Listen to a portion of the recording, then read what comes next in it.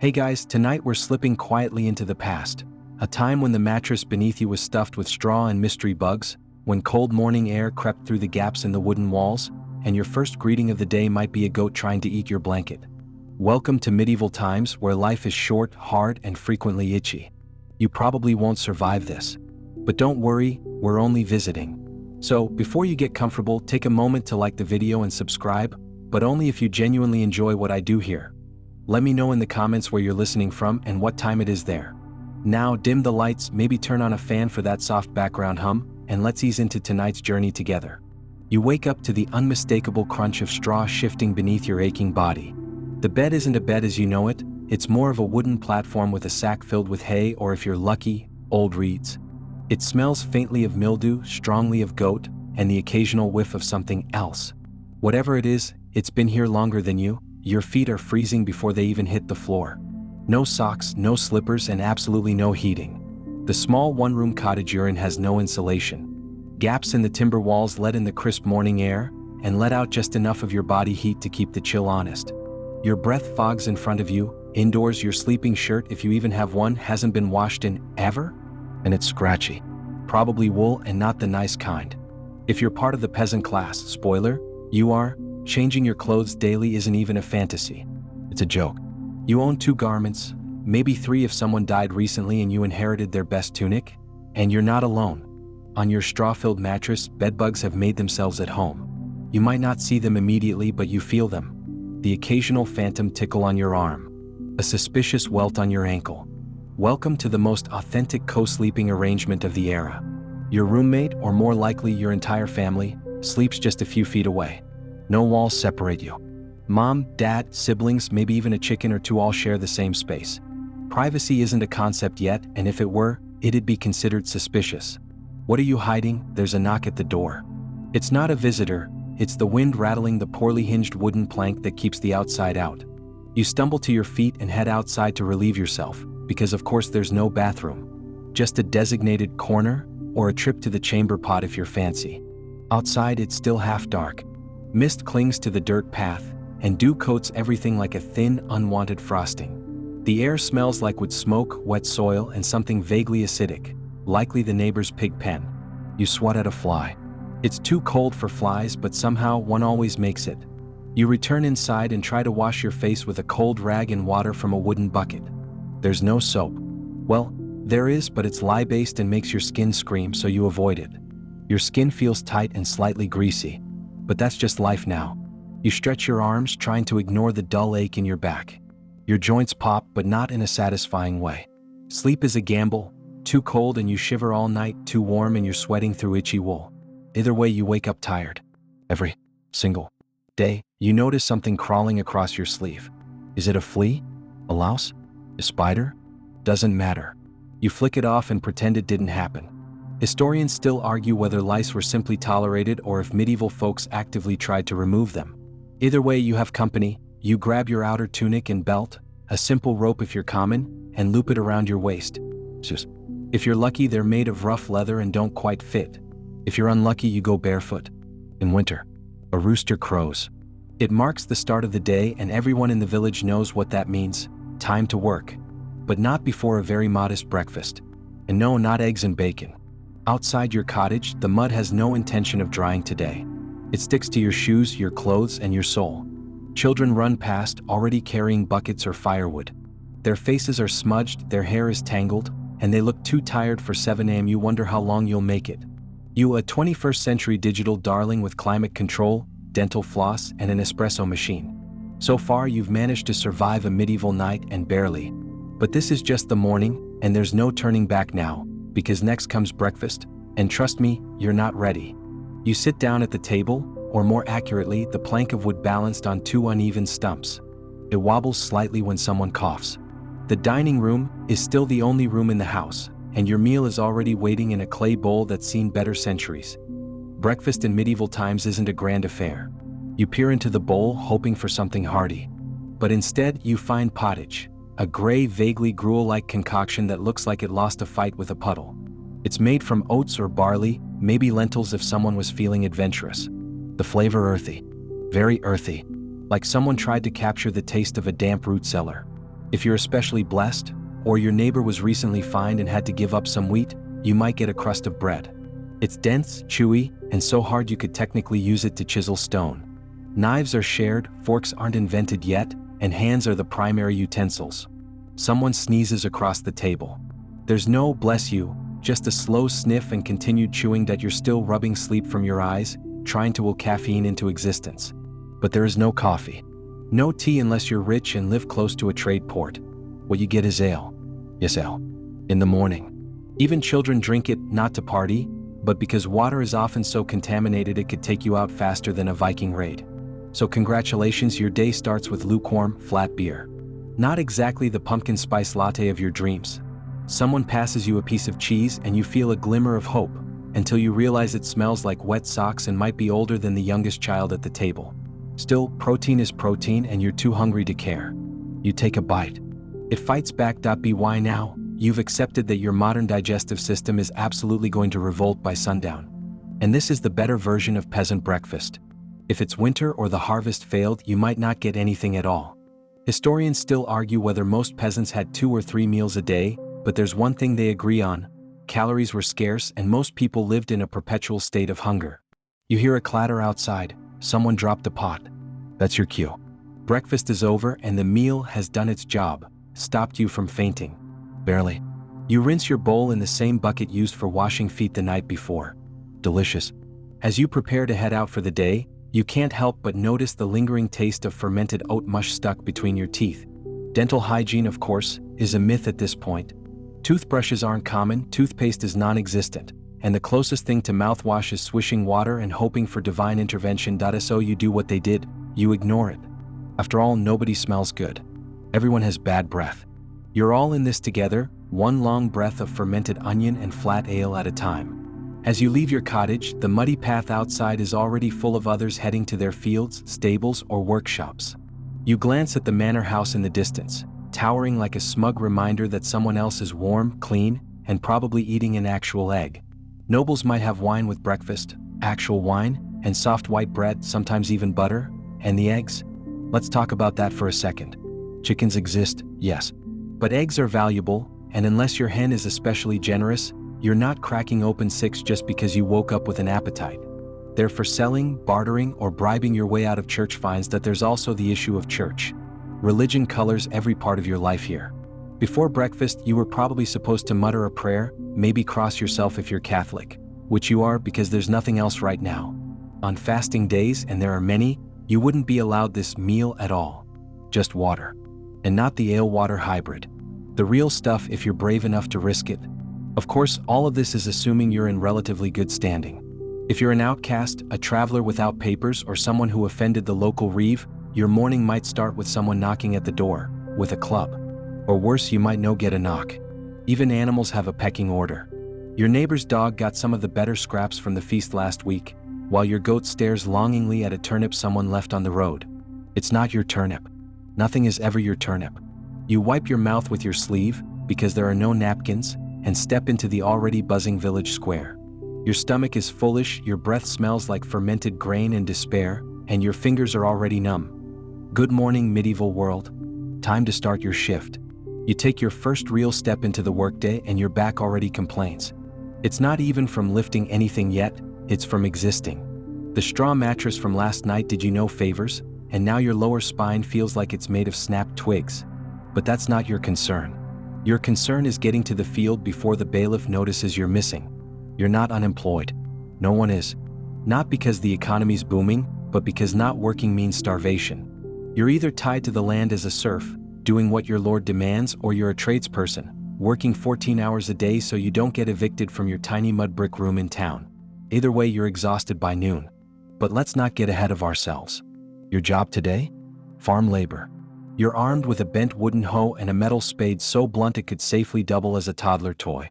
You start digging. The soil is hard, filled with rocks, and you quickly realize your calluses aren't nearly thick enough for this kind of punishment. After 3 minutes, your palms burn. After 5, you contemplate dying. By the 10-minute mark, you've stopped caring. There's no OSHA, no lunch breaks, no ergonomic tools or safety gloves. Just you, the field, and the persistent knowledge that if you don't finish your day's quota, you'll owe labor tomorrow. The feudal system means you don't own this land. You owe it your body, your time, your productivity, usually in exchange for barely enough food to avoid fainting by midweek. The sun isn't even high yet, but sweat trickles down your back. You're in layers of wool. No one thought breathable fabrics were a priority. You pause to stretch and look around. A woman nearby is fetching water from the village well, a journey that will take her an hour each way. She'll do it 3 more times today. Maybe 4. Carrying buckets as big as a modern suitcase, except they're full and sloshy and hate you. You trade a glance and she gives you a nod that says, "Yes, this is life." You nod back, bonding through shared suffering. Suddenly there's a yell behind you. A reeve, one of the Lord's enforcers, is shouting about someone taking too long in the shade. That someone is you. You weren't in the shade, but you were standing, which to the reeve is suspicious behavior. You quickly get back to digging. This is how people vanish. 1 too many breaks, 1 too many backtalks, and suddenly you're being fined, flogged, or forcibly volunteered for castle ditch cleaning. Historians still argue whether these punishments were as common as records suggest, or exaggerated to maintain control. But either way, you're not volunteering to find out. It's noon maybe. Time isn't tracked by clocks. You go by shadows, by the bell at the church, or by the slow realization that your body's about to mutiny. You stumble over to a patch of grass and unwrap a small cloth bundle. Watch. It's not much more exciting than breakfast. Cold bread, maybe an onion, a leftover chunk of dried peas mashed into a sad paste. You chew slowly, not for taste, but to make the moment last. Your jaw does most of the work. Medieval bread is less soft and chewy, and more edible masonry. You sip some of your ale water, now warm and slightly sour. The smell makes you wince. But hey, hydration is hydration. Nearby, 2 boys herd sheep with sticks. One of them throws a rock at a bird, misses, then throws another at the first boy. There's a short scuffle, a scream, and then laughter. Entertainment is improvised around here. If you've ever tried to get a Wi-Fi signal in a basement, imagine that, except the whole world is the basement, and instead of Wi-Fi you're trying to get joy. After lunch, more digging. Or maybe you're assigned to gather firewood from the forest. That sounds peaceful, right? Wrong. Forests are dangerous. Not just wolves, though yes, there are wolves, but bandits, wild boars, and territorial monks. You're not supposed to be here without permission from the local lord. And if you get caught with stolen wood, you could be fined, or have your hand chopped off, depending on how grumpy the judge is that day. You gather kindling anyway, moving quietly. You spot a pile of mushrooms and wonder if they're edible. You remember your cousin who once tried some and hallucinated for 3 days, then died. Probably not worth it. You move on. By the time the sun starts to dip, your body is pure fatigue. Every muscle whimpers. Your knees have turned into crunchy hinges, your hands are blistered, and your mouth is dry again. A horse trots by, pulling a cart filled with sacks of grain. The rider is the steward. He works for the noble, gets actual shoes, and smells less like cow. Back in the village, the smith is hammering something. Sparks fly. He's been at it all day too. You arrive home just in time for the evening meal, if we can call it that. The one-room cottage is dim, flickering from the dull light of a single tallow candle that smells faintly like a cross between a wet dog and an old sock. You try not to gag. The smell never goes away, it's just part of your life now, like gravity or taxes. Dinner is, surprise, more pottage. This time it's a bit darker, maybe with some cabbage, definitely some turnip, and an extremely suspicious meat-like fragment that no one makes eye contact with. Is it rabbit? Rat? So. You chew slowly and don't ask questions. That's the rule here. Don't ask questions is how you survive medieval dinner. The fire crackles weakly in the hearth. It's mostly smoke and bravado, since actual firewood is a luxury and half the village is burning peat or dried cow dung. Fun fact, dried cow dung doesn't just smell bad, it clings to your clothes, your skin, your soul. There's no escape. You are one with the dung now. A neighbor wanders in without knocking, because doors aren't sacred and privacy is a future invention. He's bringing news. The blacksmith's apprentice stepped on a nail, and his foot has gone greenish. The village healer tried leeches. Again. Because, of course, that's the medieval go-to. Got a fever? Leeches. Bad back? Leeches. Emotional crisis? More leeches. Historians still argue whether leech therapy actually did anything helpful or just provided a really dramatic placebo effect. Either way, they're here to stay. You eat your dinner in silence, broken occasionally by someone coughing hard enough to shake the rafters. One of the children wheezes quietly in the corner, but no one reacts. Children often wheeze. If they make it to age 10, it's considered a win. Infant mortality is so common that people don't even name their babies right away. We'll see if he makes it through the winter, they say, like they're talking about storing apples. After eating, you're allowed a moment of rest. You sit on the wooden bench that doubles as a bed, table, and possibly family heirloom. Your muscles twitch from exhaustion, and your back feels like it's been personally targeted by a medieval poltergeist with a vendetta. You glance around and realize something's off. There's no sound of birds anymore. They're already asleep, or they've left, like the smarter members of the animal kingdom. Outside, the village is quiet but not peaceful. You hear the occasional dog bark, a drunk man yelling about taxes, and someone in the distance singing an old folk tune that sounds like it's mostly about sheep and heartbreak.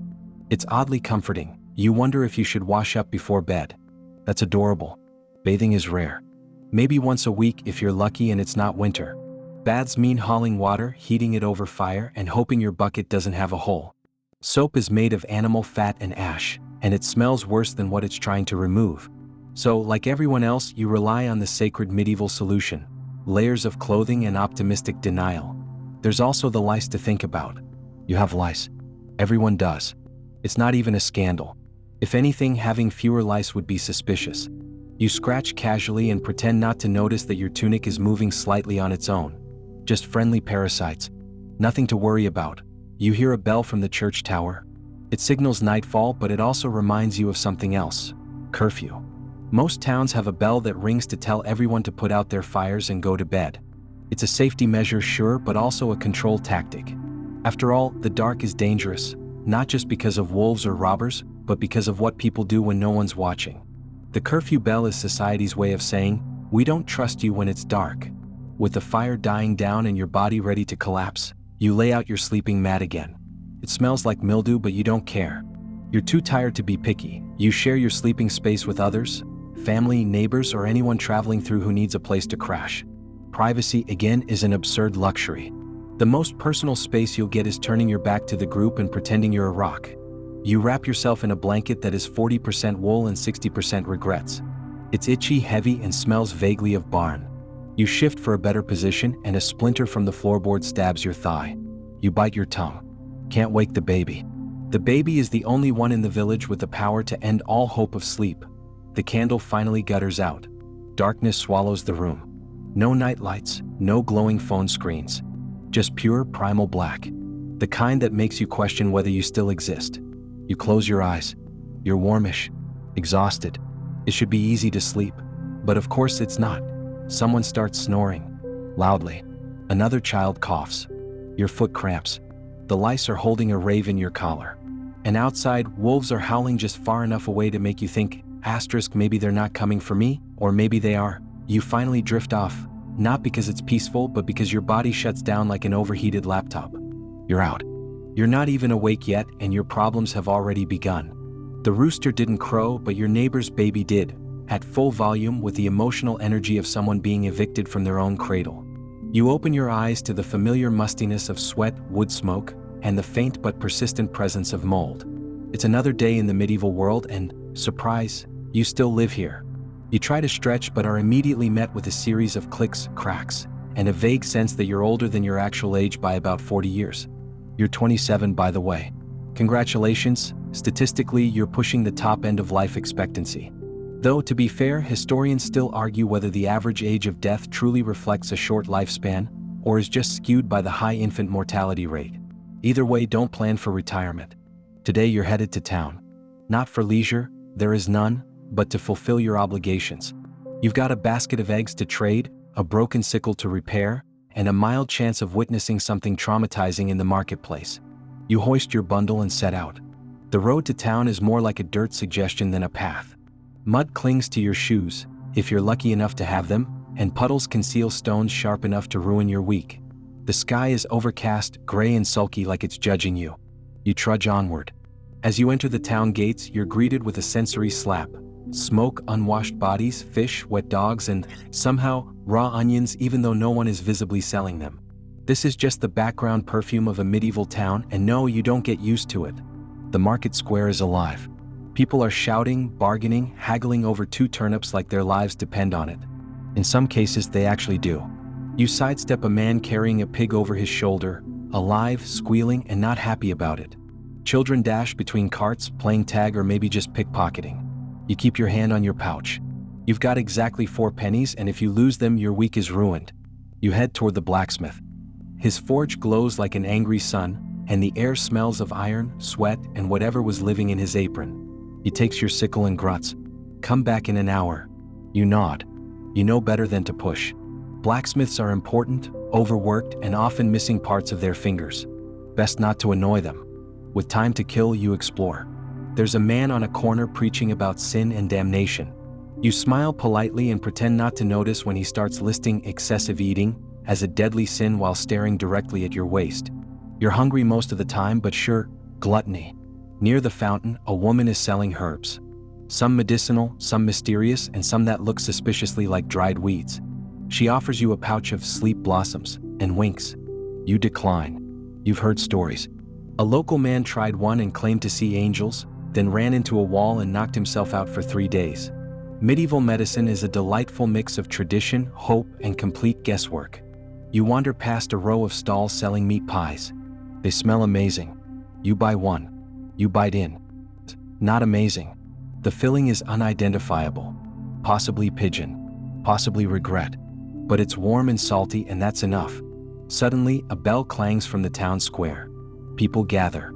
Something's happening. You follow the crowd, because why not, and find yourself watching a public punishment. A man is tied to the stocks. His crime? Stealing bread. The baker stands nearby, arms crossed, looking smug.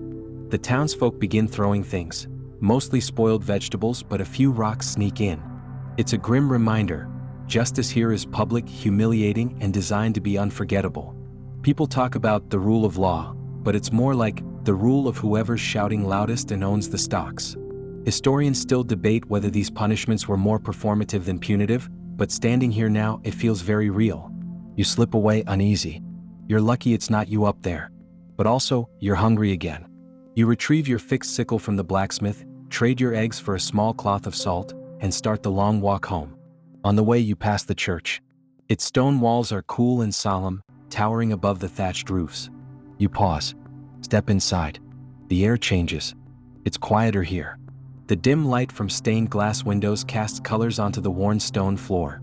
A monk chants softly in Latin, a language you don't understand but recognize by sound. There's a sense of calm, of permanence, of rules that exist outside feudalism and taxes. You kneel not because you're particularly devout, but because everyone does. Plus, it's the only socially acceptable way to sit down indoors. Religion rules everything around you. It dictates the calendar, the harvest, the festivals, even what you eat on certain days. Meat is forbidden during Lent. Fish is allowed, but only if you can afford it, which you usually can't. So you end up eating eel. A lot of eel. Or worse, mock fish, made of mashed peas and creative disappointment. You whisper a vague prayer. Not even sure what you're asking for. Protection? Food. Maybe just a better pie next time. You stand and head back into the gray light. Outside the church, a boy is selling relics. One of them is a toenail from St. Cuthbert. Another is a genuine splinter of the true cross. You suspect the splinter is actually from his firewood pile, but he's got charisma. People are buying. You shake your head. Not because you're above it, but because you're broke. The walk home feels longer.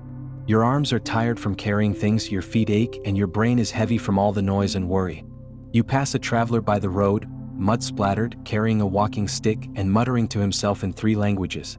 He could be a pilgrim, or a fugitive, or just really bad with directions. By the time you reach the village, the sun is lowering. You're ready to collapse. But first, chores. You help patch the roof with sod and wooden pegs. You milk a goat that deeply resents you. You swat away flies with the desperation of someone slowly losing the will to live. Finally, you sit. Not because you're done, but because you can't stand anymore. You don't sit long. Sitting, after all, isn't relaxation here. It's just the moment between one exhausting task and the next. You still have to help with dinner prep if you want to say in what mystery ends up in your bowl tonight. Or worse, if you want to make sure something ends up there at all. You head back inside the house, which is now thick with the scent of boiling turnips. And not the good kind of thick. The kind that sticks to your clothes and makes your eyes water slightly. Your host, maybe a parent, maybe just the oldest person who hasn't yet keeled over, hands you a wooden spoon and points toward the bubbling pot. No words needed. The pot speaks for itself. Dinner is a group affair. You all gather around the hearth, sharing one or two dishes and a hunk of stale bread you could probably use as a weapon if needed. You dip it into the stew to soften it, silently hoping none of the meat chunks came from the weirdly quiet chicken that disappeared last week. You're told it was a fox, but the chicken had a limp. And this stew has some oddly chewy bits. Conversation at dinner is limited. Mostly tired grunts, maybe a short story from someone who saw a noble ride by on a horse, so white it hurt to look at. You nod, mostly because you're too tired to disagree. The idea of a horse that clean feels about as real as a dragon at this point. After dinner, there's a short moment of rest. Not relaxation. Rest. Just long enough to sigh, maybe adjust your belt, and then get up again. The animals need checking. The firewood needs stacking. And someone has to go dig a trench because the last one filled with rainwater and now everything smells like, well, the Middle Ages. You volunteer. It gets you outside where the air is cool and, compared to the stew, delicious. You walk with a dull ache in your knees and a crick in your back, holding a shovel that's more splinter than wood. The stars are just beginning to show. They're the one beautiful thing about this time. No light pollution. No airplanes. Just cold, glittering constellations and the kind of quiet you can hear. You wonder just for a moment what it'd be like to lie down in a soft bed under those stars. Not straw. Not dirt. Not a wool blanket that smells like wet sheep. Just something clean and warm and silent. But dreams like that don't help here. You finish your trench, wipe your hands on your tunic and head back inside. Before bed, someone sings. It's off-key and a little nasal, but it's soothing in the way that tradition always is. It's a folk song about a girl who turned into a tree because her lover forgot her name. Harsh but on brand for medieval romance. You finally climb into bed, or rather, a shared heap of straw and blankets. It's scratchy and there's something alive in one corner of it. You don't want to know. You just turn your back to it and hope it doesn't crawl over your face while you sleep. You lie there listening to the crackle of the dying fire, the occasional cough, and the creak of the wooden beams overhead. No silence here. Just the gentle hum of discomfort. Now you might be thinking this is finally it. The moment of peace. The part of the day. But no, because you wake up an hour later, scratching furiously. Bedbugs. Fleas. Possibly lice. Hard to tell. But you're officially part of the biological ecosystem now. You stumble outside to relieve yourself. Into the trench you just dug, thank you very much. And then, since you're out there, you take a moment to look up at the moon. It's bright tonight and everything looks silver and still. Almost magical. Almost. Then an owl hoots so loud and close that you nearly drop your pants in fear. You hurry back inside. You crawl into bed again, trying not to wake anyone. You pull the blanket over your head, hoping that will block out the scratching, the snoring, and the thoughts. Because, fun fact, medieval life doesn't leave much room for your emotions. No one's asking how you feel. No one's checking on your mental health. You just do the work. Feelings are for saints and poets. And you are neither. Still you dream. Not sweet dreams, but vivid ones. You dream of fire. Maybe the forge. Maybe the hearth. Maybe the one that burned down half the village last summer because someone knocked over a lantern during a feast. Fire safety was more of a vibe than a policy back then. You dream of being a noble. Dressed in rich velvet, sipping wine from a jeweled goblet. Then you wake up choking on your own saliva because someone rolled over and elbowed you in the throat. Ah yes, shared bedding, the medieval alarm clock. In the distance, a rooster crows. Again, not yours. Yours got eaten. Or wandered off. Or unionized. Doesn't matter. It's almost morning. Your body protests, but there's no time to indulge it. The fire needs starting. The goats need milking. The bread dough needs kneading, and if you don't start now, breakfast won't be ready until your next lifetime. And so you rise. You throw off the blanket. You scratch. You sigh. And you begin again. Because that's medieval life. Relentless. It doesn't wait for you to be ready. It doesn't care if you're tired, sore, confused, or quietly plotting how to invent modern plumbing centuries ahead of schedule. You survive it not because you're strong, but because there's no alternative. Even your dreams have straw in them now. Morning again. If you can call this time of day morning. It's more like the prequel to suffering. The sky is gray, the ground is damp, and your joints feel like they've been borrowed from someone much older and much angrier. You rub your eyes with the back of your hand and immediately regret it. Your fingers smell like goat. That's not a metaphor. Today's different though. There's talk of a noble passing through. You know what that means? The whole village has to pretend it's thriving. People are brushing their tunics, sweeping dirt off the dirt, and arranging vegetables like they didn't just pull them out of a ditch 10 minutes ago. You're roped into the preparations, of course. Your job is to help set up the welcoming spread, which consists of bread, salt, a half-full jug of cider, and a chicken that looks deeply unimpressed by its diplomatic role. The village elder insists it's an ancient tradition to offer this kind of hospitality. Historians still argue whether such customs were universal, symbolic, or just convenient ways for lords to get free food. As you tidy up the area near the road, you hear the distant clatter of hooves. That's your cue to stand still and look vaguely cheerful. You do your best. The noble arrives in style, by medieval standards at least.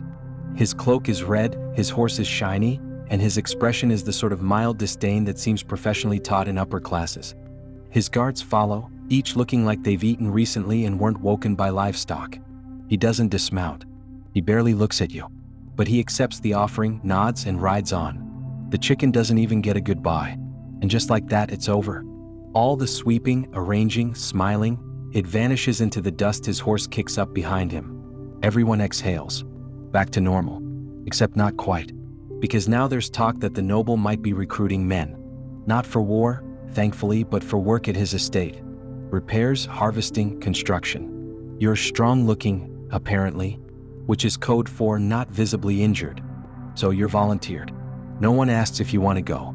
It's seen as a good opportunity. And besides, it's only for a week. What could go wrong? You leave the next morning with a small sack of bread, some dried peas, and a knife that's mostly rust and optimism. You travel with 4 others from the village. No horses, just feet. So many feet. You walk through fields, across streams, and past a traveler's shrine built from stones and wishful thinking. You whisper a small prayer. Because, well, why not? When you arrive at the estate, it's big. Not palace big, but bigger than anything you've ever seen up close. There are actual windows. With glass. Tiny cloudy panes, sure, but still glass. That alone feels like magic. You're shown to your sleeping quarters. A barn. Surprise. Still, there's straw and space and fewer people breathing on you. So you count your blessings. Your job here? Digging. Always digging. Trenches, post holes, drainage ditches. You've already mastered the art of digging at home, so now you just do it with more supervision and a higher chance of being yelled at by someone wearing embroidered boots. You sweat. You ache. You sunburn. Someone hands you a turnip at lunch and calls it a feast. You don't laugh. Not because it's not funny, but because your mouth is too dry. You work all day. At night, you fall into the straw and sleep like someone who's been lightly beaten by a spade. You dream again, this time about a tavern. Warm bread. A lute playing in the corner. No lice. You wake up smiling. Then you scratch your neck and reality returns. Midweek, something weird happens. A monk arrives at the estate. He's carrying scrolls, speaks Latin fluently, and smells like books and beeswax. Everyone gives him space. He's educated, which here is roughly equivalent to being part sorcerer. You hear rumors. He's here to survey land, consult the stars, maybe copy a manuscript. No one really knows. But his presence adds an energy, part awe, part suspicion. You catch a glimpse of the scroll he carries. It's full of lines, symbols, drawings. A map? A diagram? You don't ask. But for a brief second you wonder, what must it be like to live in a world of ink and ideas instead of mud and muscle? Historians still debate how widespread literacy really was in the Middle Ages. But for you it's a distant galaxy. You can't even read your own name. The week ends with a feast. Feast is generous. But there's meat, actual, seasoned meat, and even something resembling cheese. A bard performs a tale of a knight who killed a dragon using only a spoon. It's obviously fake, but you clap anyway. Because your hands aren't digging for once and your mouth is full of flavor. You return home 2 days later. Tired, dirty, a little richer by about 2 coins. But it feels like you've been to another universe. The village welcomes you back like you've been gone for months. Kids run up to hear stories. You tell them about the glass windows and the monk. They stare in awe like you described Atlantis. You sleep like the dead that night. Even the straw feels forgiving. And in the morning, more of the same. Because the Middle Ages don't care if you've seen glass. You still got chores. Still got goats. Still got fleas. But now you also have a story. And here stories are currency. Stories are survival. You just hope your next one doesn't involve digging. You wake with the sound of coughing. Not your own for once.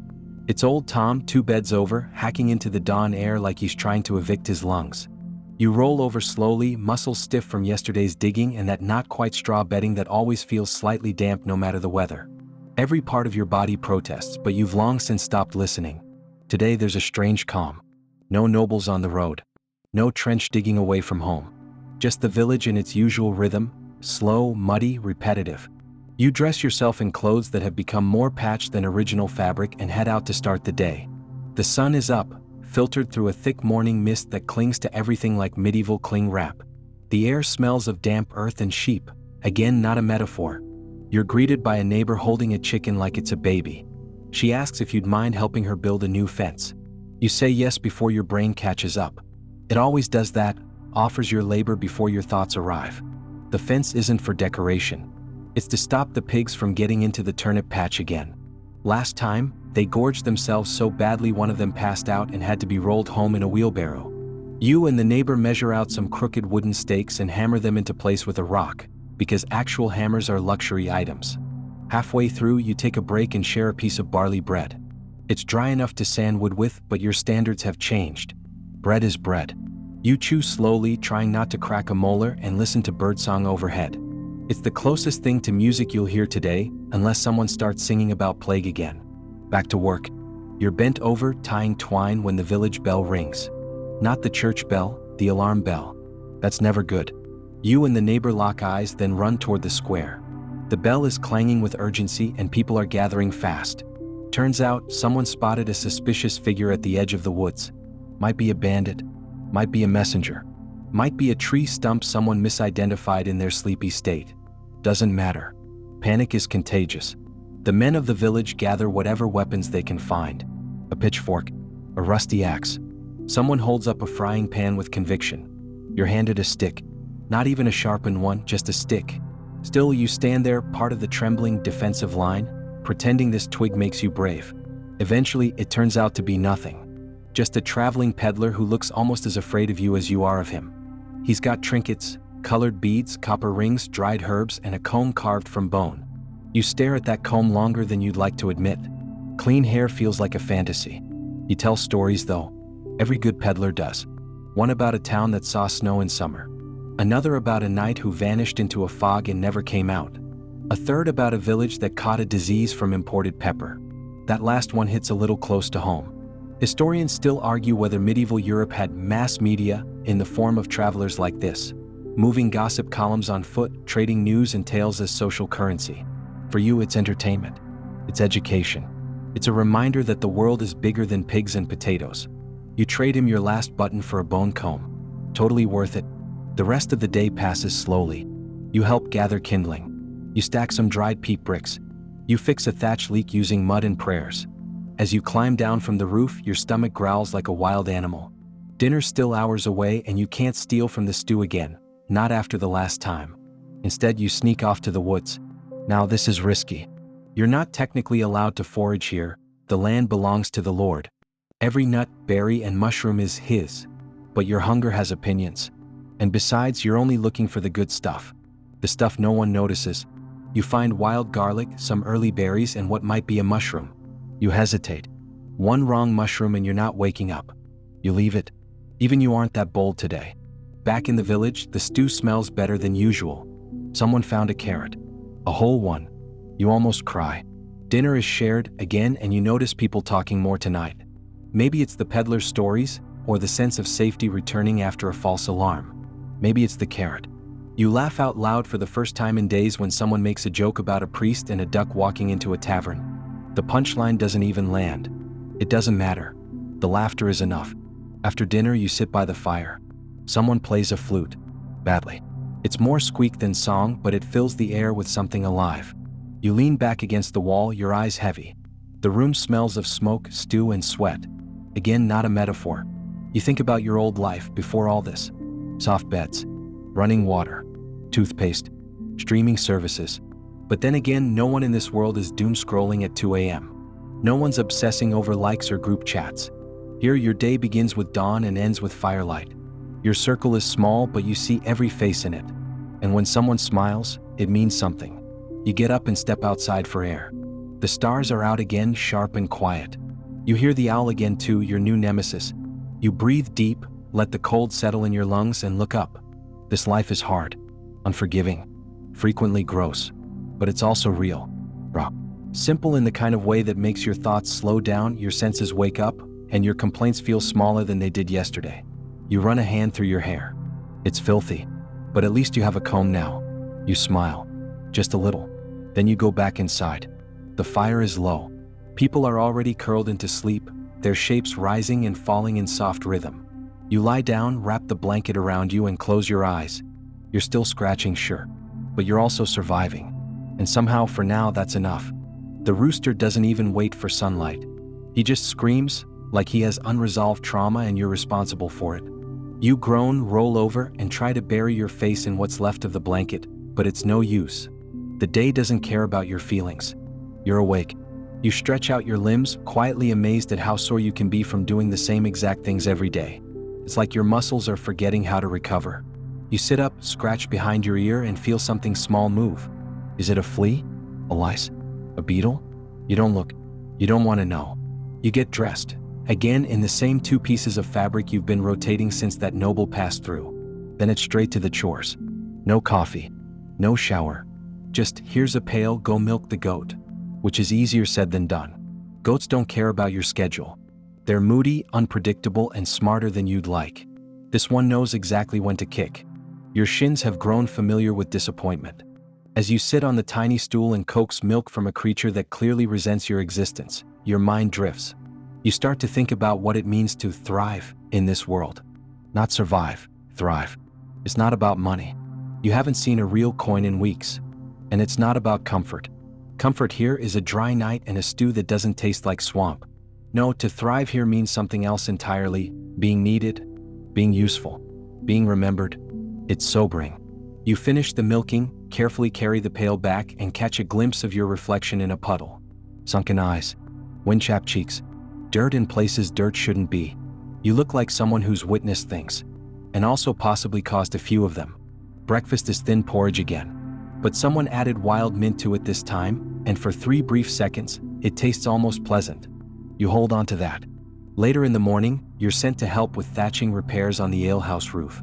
It's technically not your job, but your name came up and you didn't argue fast enough. This is how most things happen in the village.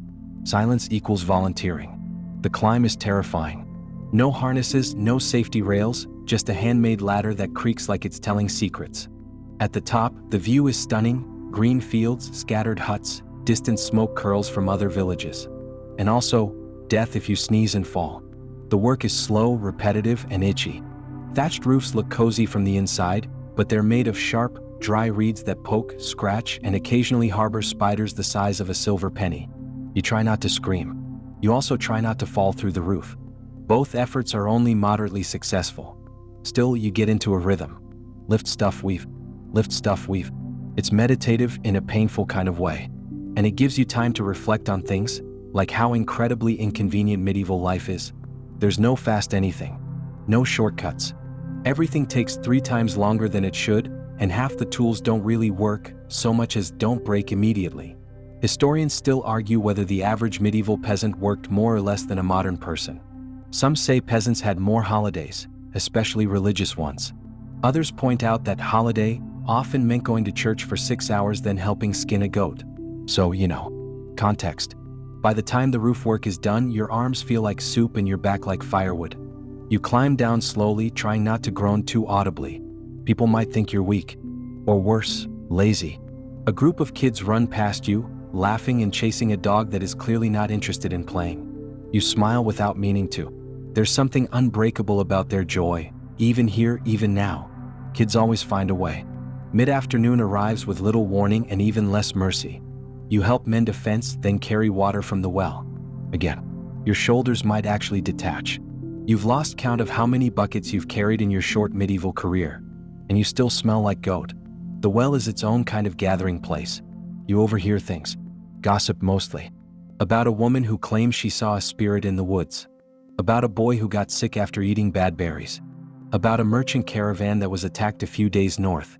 Bandits? Wolves? No one's sure. It's all half-truths and fear. You listen closely. Information is currency. And you're broke. On your way back, you pass the small chapel. It's humble, wooden beams, a lopsided cross, an altar that leans like it's tired. You step inside just for a minute. It's quiet, cool, peaceful, in that unsettling way abandoned places sometimes feel. You sit on a bench, not to pray but just to rest. Your hands are blistered. Your feet are raw. Your spirit, though, is weirdly okay. You think about how many people have come through this village. Been born here, died here, loved, fought, suffered. All with no TikToks to prove it. Just stories passed down by candlelight. It's strangely beautiful. Historians still debate whether peasants had meaningful spiritual lives, or if religion was more fear than faith. You don't know. You're just sitting in a creaky wooden box, hoping for 5 minutes of silence. Eventually, someone calls your name. Supper time. You eat in the fading light, a bowl of lentil stew that's more lentil adjacent than actual lentil. But it's hot and someone saved you the biggest chunk of turnip. You almost cry. Again. Afterward, you sit by the fire with the others. One of the elders tells a story about a knight who challenged death to a game of riddles. He won, barely, and was granted a second life as a goat. Everyone laughs, then nods solemnly. That feels fair. You lie down, pull the blanket over your shoulders, and listen to the crackle of the fire. Tomorrow will be the same. And the day after. And the day after that. But tonight? You survived. And that's not nothing. The air is damp again this morning. Not rainy, just wet. Like the clouds couldn't be bothered to rain properly and instead just breathed heavily on everything you own. Your blanket is soggy. Your tunic clings to you like a needy toddler. Your boots squelch when you move. You sigh. Another perfect start. Today begins with a different kind of trouble. One of the village pigs has gotten loose. Again. And guess who's been volunteered to help wrangle it back? Yep. You trudge toward the muddy trail behind the barn, clutching a makeshift rope in one hand and a half-rotted apple in the other. Bribery. Classic. Now, pigs are not the cute little cartoon animals you might remember from children's books. This one is roughly the size of a wheelbarrow and shaped like an angry sack of bowling balls. It sees you and immediately bolts. The chase is on. You crash through brambles, hop over fences, and nearly step on a nest of something that definitely hisses at you. The pig darts left, then right, then doubles back as if it's trying to embarrass you on purpose. Which it might be. This is personal now. Finally, miraculously, you corner it near the stream. You toss the apple. It hesitates. You lunge. You win. Sort of. You're soaked, covered in mud, possibly bleeding from somewhere invisible, and your dignity is back in the pig pen. But you lead your grunting prisoner home like a war hero dragging a dragon. People clap. You're too tired to care. After that bit of chaos, you're rewarded with the worst job of all, latrine duty. It's exactly what it sounds like. Behind the main huts, down a small trail, there's a collection of rickety wooden sheds. These are the toilets, or as close as you're going to get. They smell like the inside of a compost bin left in the sun for 7 years. Your job is to help empty the waste pits. You gag. Repeatedly. The stench clings to your soul. You try breathing through your mouth, then try not breathing at all.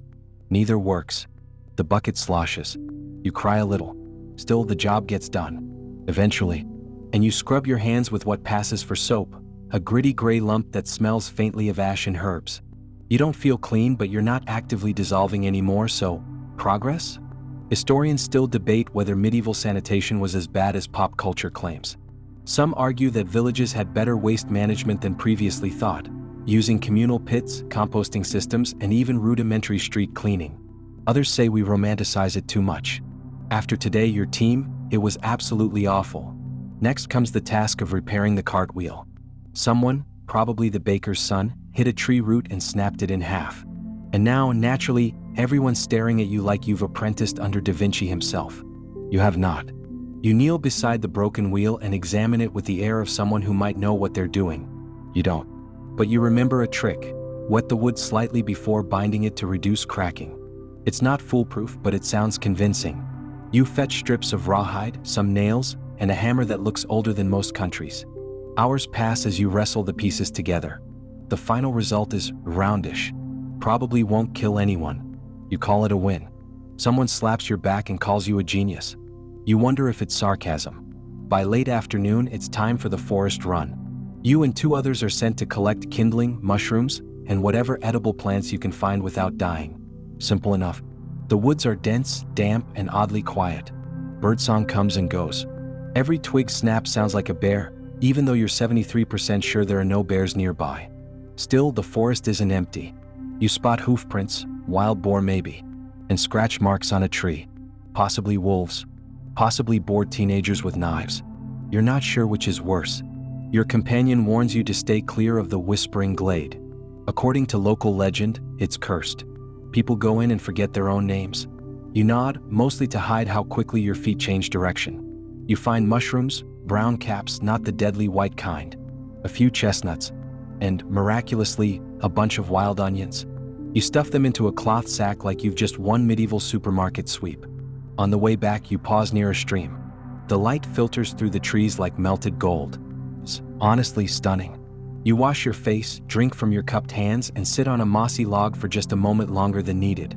In a world where every moment is filled with aching limbs and constant tasks, silence feels like rebellion. You return to the village and hand over your findings. The cook smiles, touches your arm, and mutters something about good instincts. You feel weirdly proud. Dinner is better than usual, thanks to your onions. The stew has flavor. Real flavor. You catch someone going back for seconds. You quietly gloat. That night, around the fire, the blacksmith plays a crude flute made from bone. The sound is haunting but beautiful. Someone starts humming. A child claps off rhythm. The entire scene feels like a painting, albeit one with lice. Historians still argue whether peasants found real joy in their daily lives, or if hardship just made them numb. Moments like this make you think the answer might be both. You crawl into bed with sore legs, splinters in your hands, and the faint smell of onions in your hair. But also with something rare, the feeling that maybe just for today, you mattered. And in this brutal, breathless world, that's enough. The weather turns. Overnight, the clouds finally make good on their constant threats, and you wake up to the soft, steady drumbeat of rain. It seeps through the roof, the walls, and possibly your soul. Everything is damp. The inside of your blanket is damp. Your straw mattress is damp. You are damp. You sit up slowly, like a reanimated corpse summoned by the scent of wet socks. A puddle has formed by the door, and your boots float ever so slightly. You sigh and scoop them up, wringing them out like a dish rag. Welcome to another day of medieval glory. Rain doesn't stop work. Oh no, it just makes everything worse. Your first task is to help dig a shallow trench behind the mill. Apparently, the runoff is pooling and threatening the storage hut, which is full of grain, which cannot swim. So you're out there in the cold rain, ankle deep in what might generously be called mud, and less generously be called soup made of despair. You dig. You slip. You dig again. One of the other villagers cracks a joke about this being the peasant version of a spa treatment. You laugh too hard, probably because it's either that or cry. The shovel is old and bent, the mud sticks to it like glue, and your hands are numb by the time you're done. But the trench works. The water flows away. The grain is safe. You get half a cup of mead as a reward. It tastes like sour apples and regret, but it warms your belly. You clutch it with both hands like it's liquid gold. Later, someone mentions a strange illness spreading in a nearby hamlet. People coughing, feverish, then gone within days. You freeze. Your gut churns. No one uses the word plague yet, but the tone says it anyway. The village priest says it's a punishment for greed. The herbalist says it's bad air. You say nothing. Historians still debate what medieval people really believed about illness. Germ theory, of course, didn't exist. Some thought disease came from divine wrath, others blamed planetary misalignment, and others pointed at the village goat and decided it looked suspicious. You head to the small communal garden, hoping distraction helps.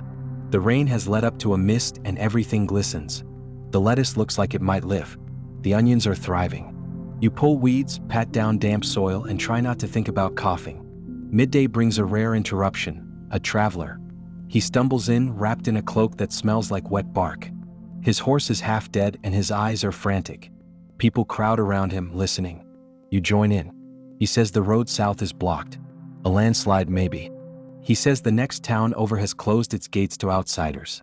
He says strange lights were seen in the forest last night and that a family nearby was found gone. You exchange looks with the others. Everyone is trying not to panic. The traveler stays the night.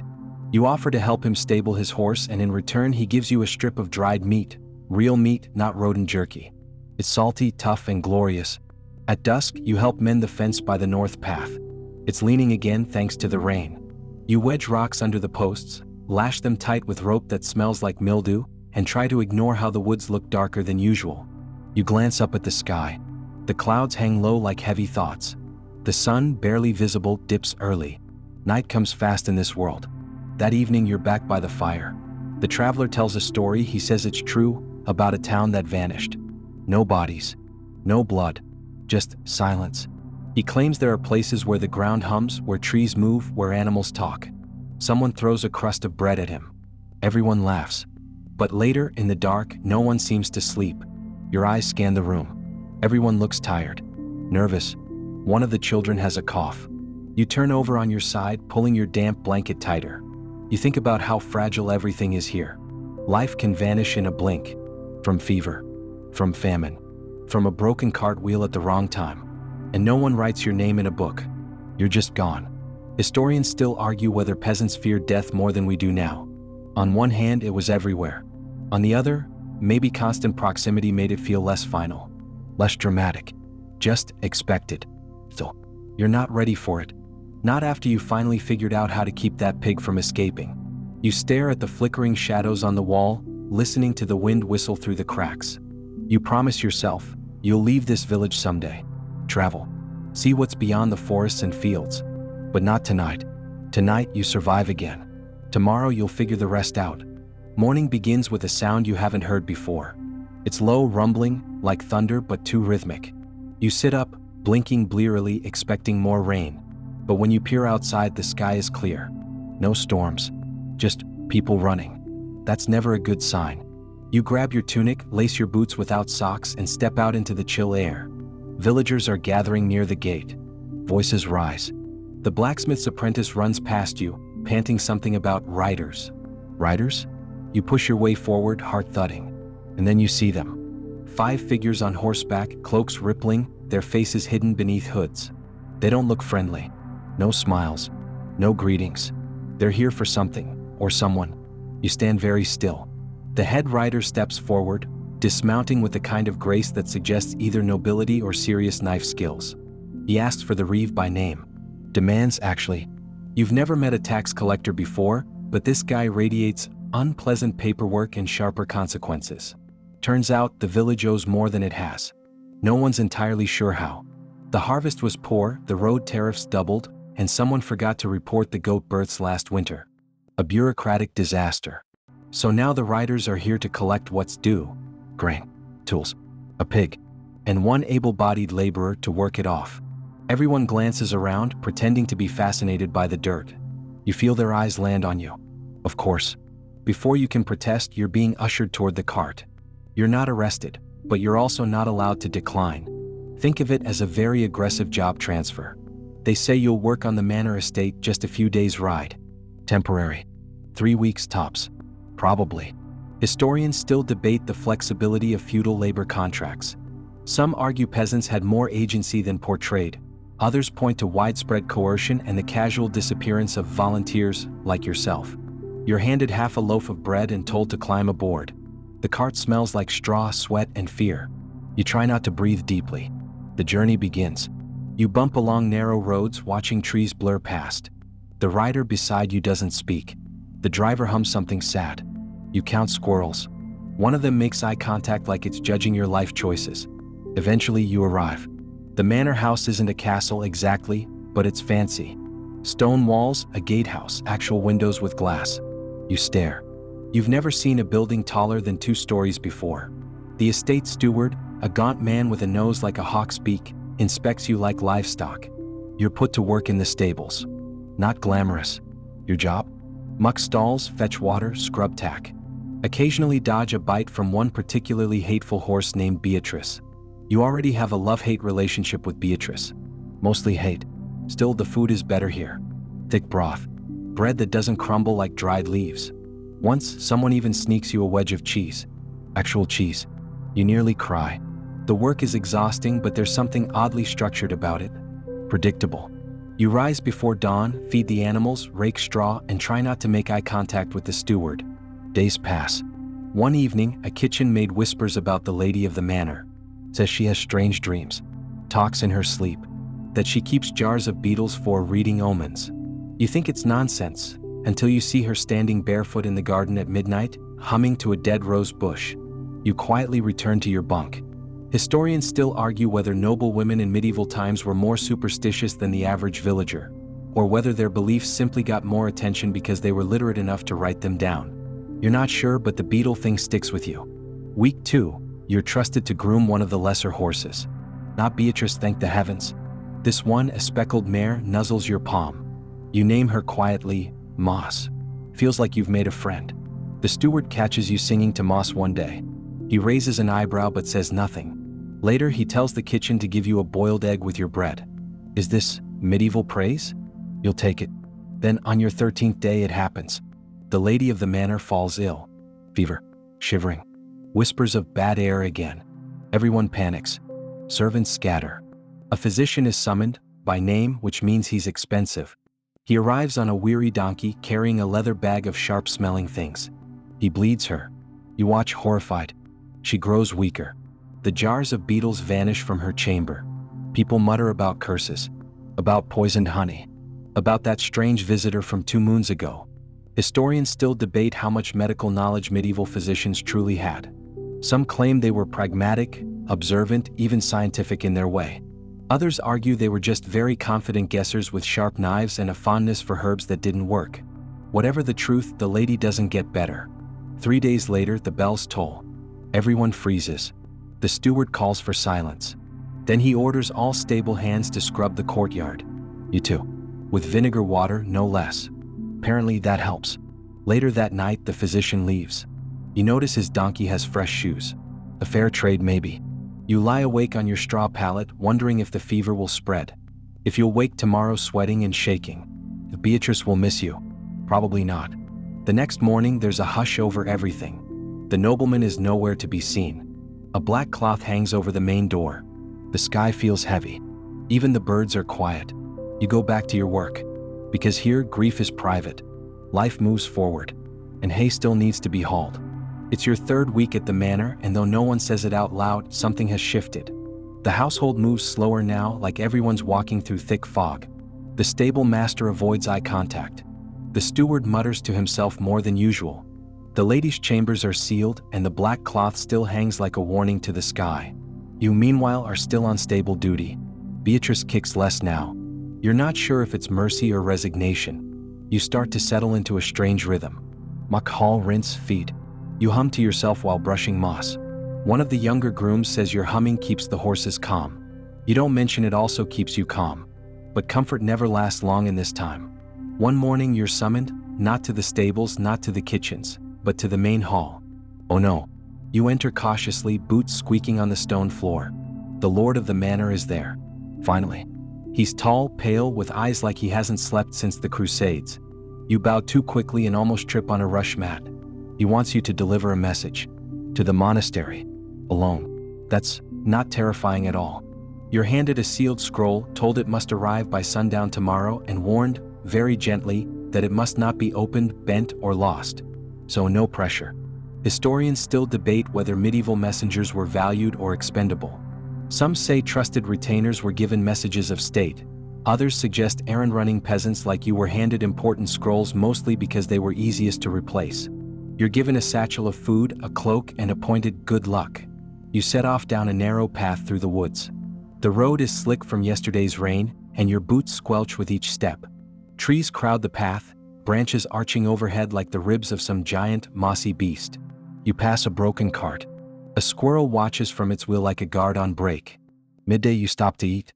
A chunk of brown bread, a slice of cheese, and, luxury of luxuries, a single boiled egg. You savor it like it's a banquet. You think of sharing some with Moss. Then remember you're alone. Again. The road climbs into the hills. You hear birdsong, distant hooves, and once, what might be chanting carried on the wind. You tell yourself it's just the monks practicing. Probably. As the sun dips low, you round a bend, and there it is.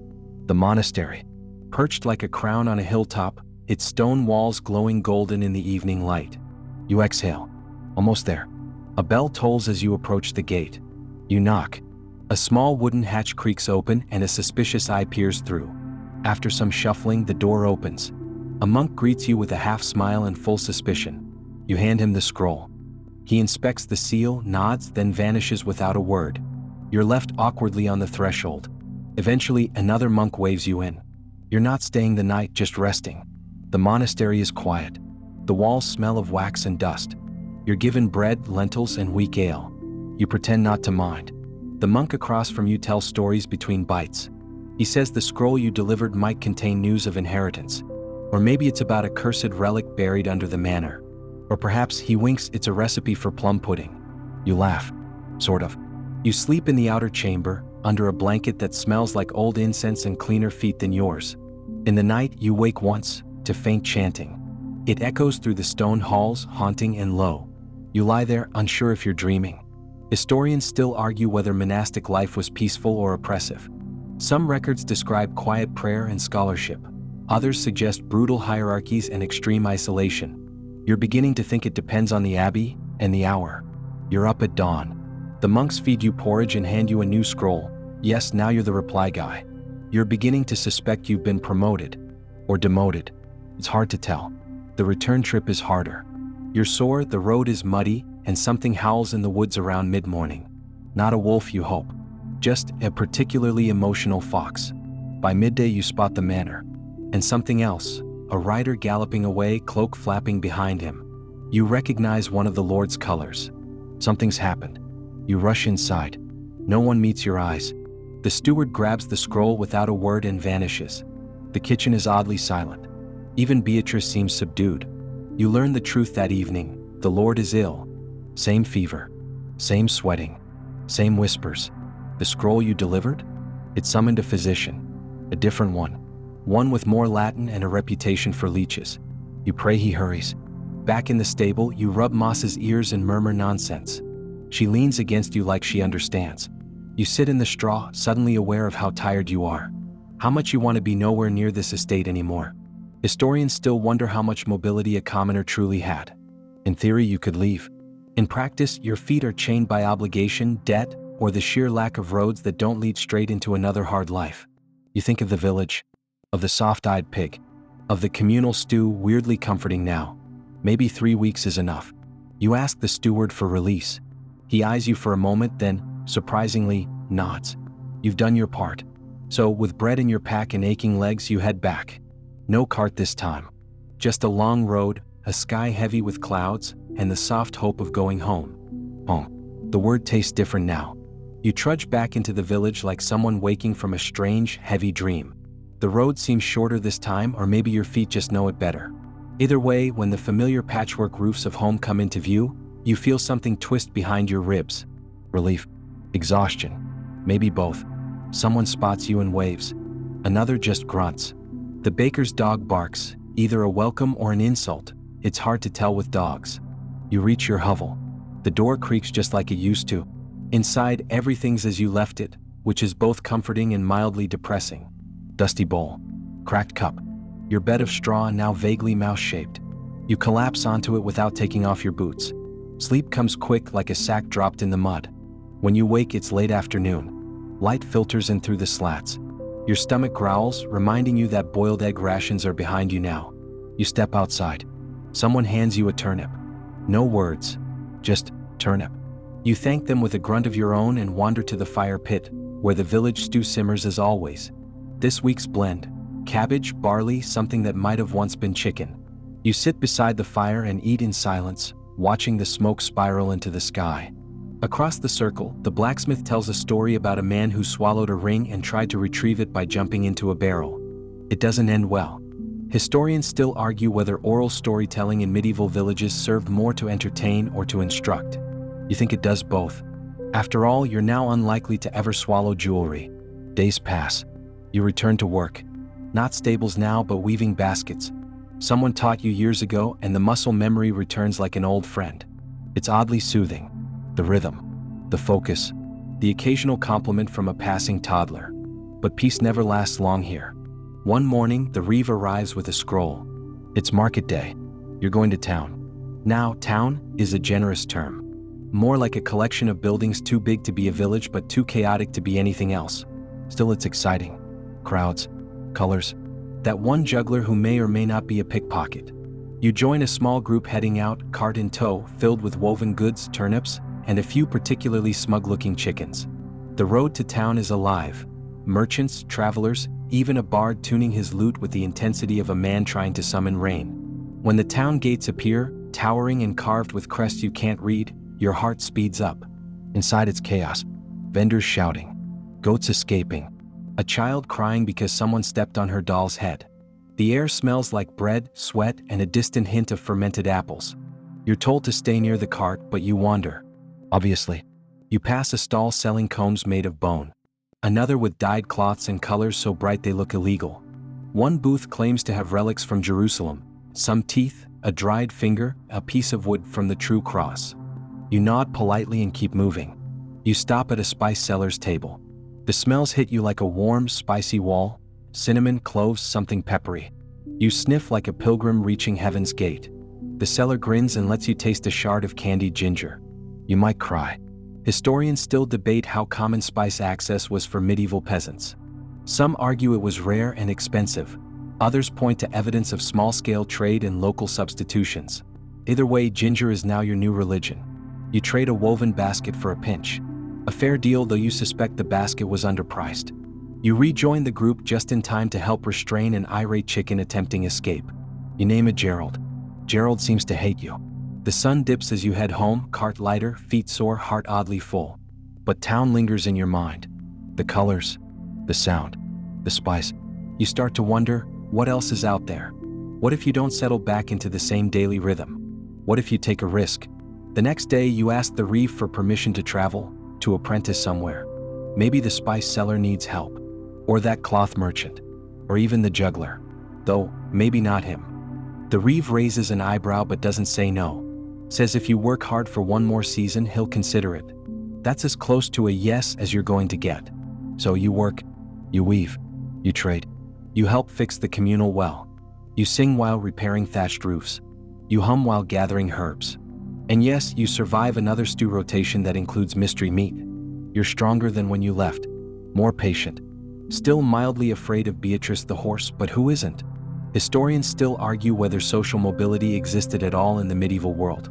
Many say no, you were born a peasant, you died one. Others suggest that through skill, luck, or sheer stubbornness, a few slipped through the cracks. You're hoping to be one of the cracks. Then, on the first crisp morning of harvest, a traveler returns. Not just any traveler. The monk from the monastery. He's older, grayer. Wears a robe patched with at least 6 different fabrics. But you recognize him. He recognizes you too. He smiles.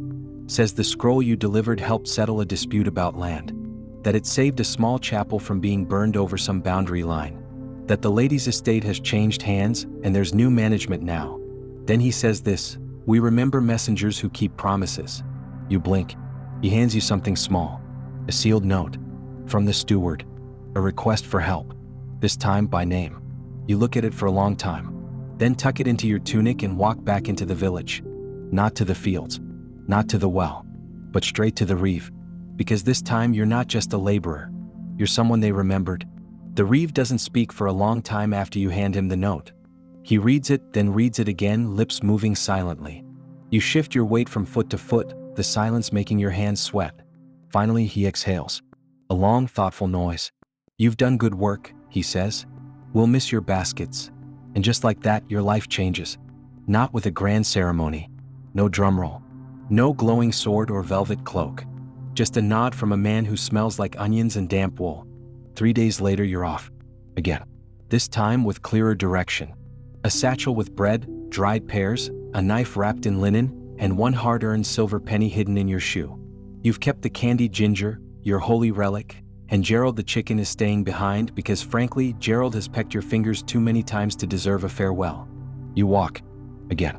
But your steps feel different now. Each one lands with purpose. With memory.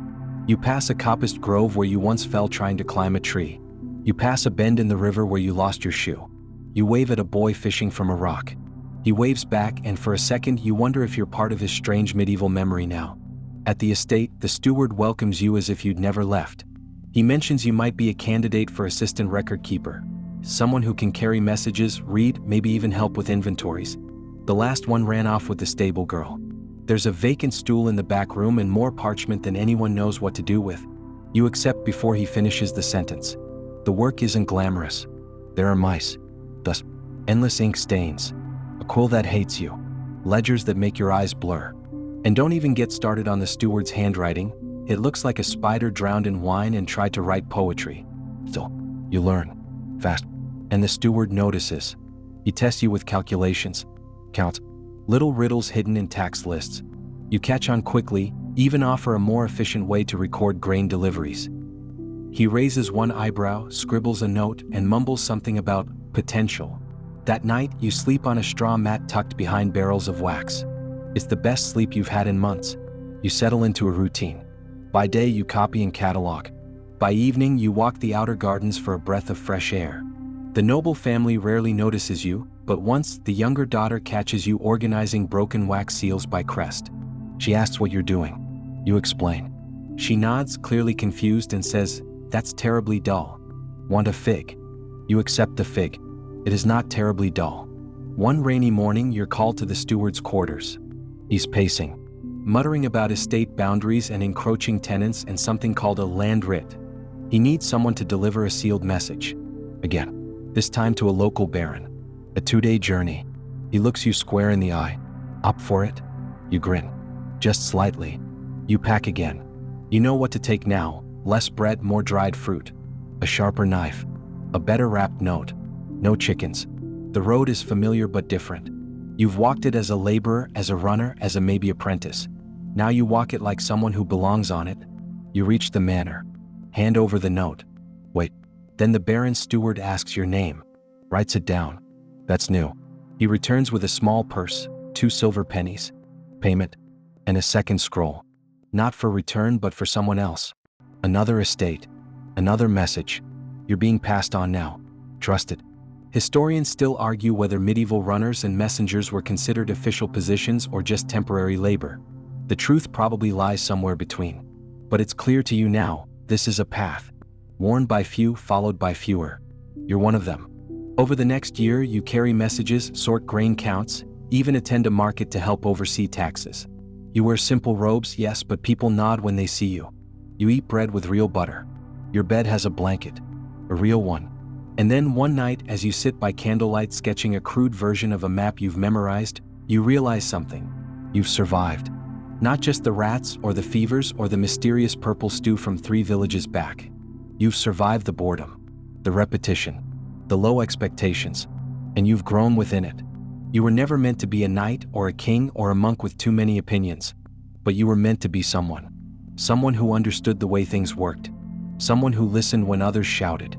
Someone who carried words when swords would have failed. Historians still argue whether the medieval world allowed for personal transformation, for reinvention. The chronicles focus on wars, kings, saints. But maybe, just maybe, there were people like you. Peasants who became scribes. Scribes who became storytellers. Storytellers who remembered everything. Because someone had to. And maybe, on some quiet evening in your distant future, you'll tell a curious child about the time you fell off a monastery donkey, or nearly lost your thumb to an angry goose, or saw a merchant kiss a noblewoman's ring like it was dipped in honey. And the child will say, "That sounds made up." And you'll say, "It should be." But it's not. And somewhere, a chicken named Gerald will cluck in the distance, like the world's faintest applause.